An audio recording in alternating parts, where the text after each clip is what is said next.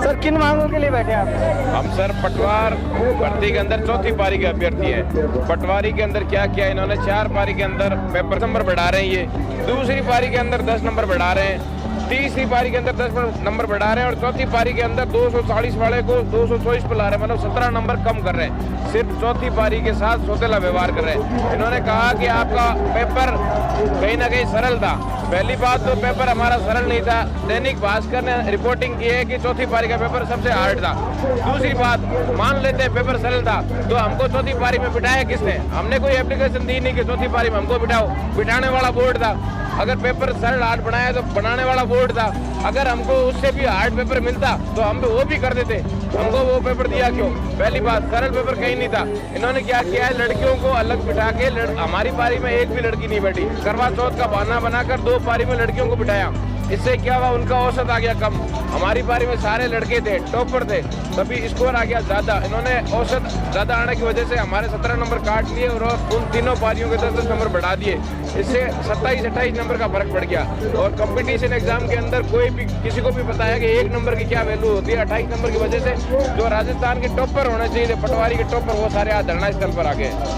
कितने लोग आ गए हैं इस तरीके से बन के? इसके अंदर 2.5 लाख हमारी पारी के अंदर थे, और जो मतलब सिलेक्शन होना था जिनका नहीं हुआ वो 1500 से 2000 लोग हैं। आज हम 300 की संख्या में यहाँ पे धरना स्थल पर मौजूद है। कितने दिन हो गया? तीसरा दिन है धरने का आज। तो अब सरकार से क्या मांग करना चाह रहे हैं? सरकार से यही मांग है कि तुरंत प्रभाव से जो आप सेलेक्टेड कैंडिडेट का डीवी करवा रहे हो वो तुरंत प्रभाव से रोकें, और रो मार्क्स के आधार पर हमारा रिजल्ट जारी करें, और सभी परीक्षार्थियों के साथ न्याय करें। हमारी यही बात। सबके साथ समानता का व्यवहार हो। हाँ, सभी के साथ समानता का व्यवहार हो। हमने जो नंबर हमने अर्जित किए हैं, हमने जो प्राप्त किए हैं, उन नंबरों के आधार पर हमारा रिजल्ट जारी हो और सभी के साथ न्याय हो। तो किस विभाग से अपील करना चाह रहे हैं? हमने कर्मचारी चयन बोर्ड को 4 बार मुलाकात हो चुकी है, वहाँ से कोई हमको सिग्नल मिल नहीं रहा है। इसके बाद हम कल मुख्यमंत्री के OSD लोकेश शर्मा जी से भी मिले थे, उन्होंने भी आश्वासन दिया था। अब हमारी सीधी रिक्वेस्ट मान लो, बोले याचना मान लो मुख्यमंत्री जी से है कि मुख्यमंत्री जी आप यूक्रेन में बैठे हुए लड़कों के लिए इतने चिंतित हो, हम भी आपके राज्य के ये लोग हैं, हमारे साथ ये आपको हमारा मुद्दा ऐसा है 5 मिनट के अंदर सुन के 6 मिनट के अंदर हमारा समाधान कर दे, ऐसा मुद्दा है। कोई इसके अंदर हमारी इसके अंदर दिक्कत नहीं है, कोई भी प्रॉब्लम नहीं, टेक्निकल इशू सब अच्छा आदमी पढ़ा लिखा 10वीं पास भी समझ जाएगा हमारे साथ हुआ क्या है। तो मुख्यमंत्री जी हमारे साथ न्याय करें, रो मार्क्स का आधार पर रिजल्ट जारी करें और सभी के साथ न्याय करें। Thank you sir.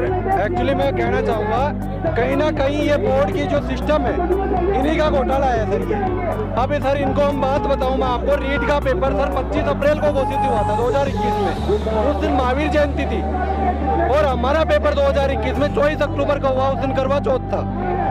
हमारा एजुकेशन का कैलेंडर सर जब साल का यानी एजुकेशन ईयर चालू होता है तभी बन के तैयार होके आ जाता है। क्या इन बोर्ड अधिकारियों की ये मालूम नहीं है सर कि एग्जाम को किस दिन करवाना चाहिए? इन्होंने बस एक बहाना ढूंढा है ये घोटाला करने के लिए कि इन्होंने कि हमें एग्जाम को जानबूझकर ऐसे सिचुएशन पे, ऐसे मोड पे, ऐसी डेट पे डालना है कि कुछ वर्ग को उससे नुकसान हो और उसको हमें आगे या तो पीछे शिफ्ट करना पड़े या आगे। मैं अलवर से आया हुआ विद्यार्थी हूँ, मेरे 230 नंबर है।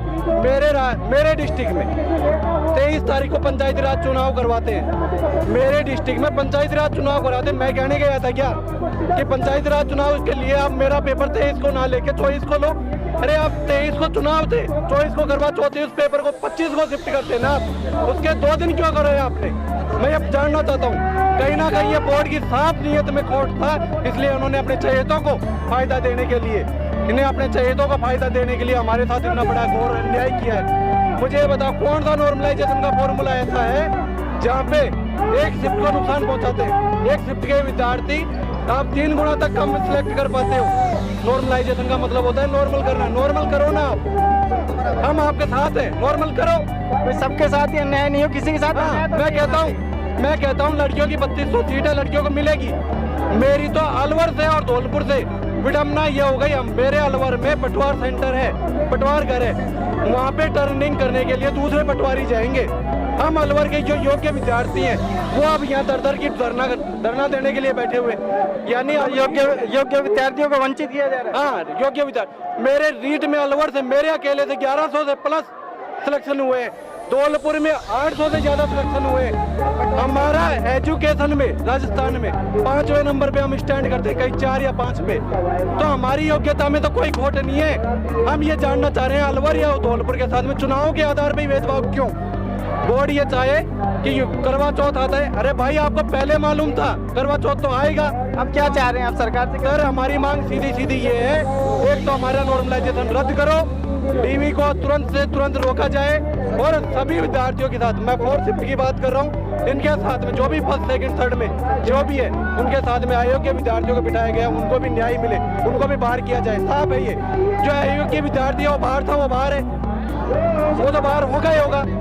हमारा अब बताएं सर, मैं एक सर्विसमैन हूँ झुंझुनू से, और आज तीसरे दिन हो गया जो हमने यहाँ पर धरना दे रखा है। और ये शहीद स्मारक वो जगह होती है जो हमारे सभी फौजी भाइयों ने, जो आपका कमरा घुमाना उधर, इन्होंने अपने प्राणों की आहुति के लिए अपने बलिदानों को न्यौछावर किया, और आज इन बच्चों के साथ अन्याय हो रहा है, उसके पर खिलाफ कोई लड़ने के लिए नहीं आ रहा। मैं गहलोत सरकार को ये चेतावना चाहता हूँ कि साहब आपको बोलते हैं कि जादूगर के नाम से आपको जाना जाता है, ये सरासर अन्याय हो रहा है। लगाओ ना, आपका जादू कहाँ गया? हमारी कुछ मांगे नहीं है, मोबिलाइजेशन में सिर्फ गड़बड़ी की है, हमारे नंबर काट दिए गए, हमारे नंबर वापिस हमें मिलने चाहिए और रो मार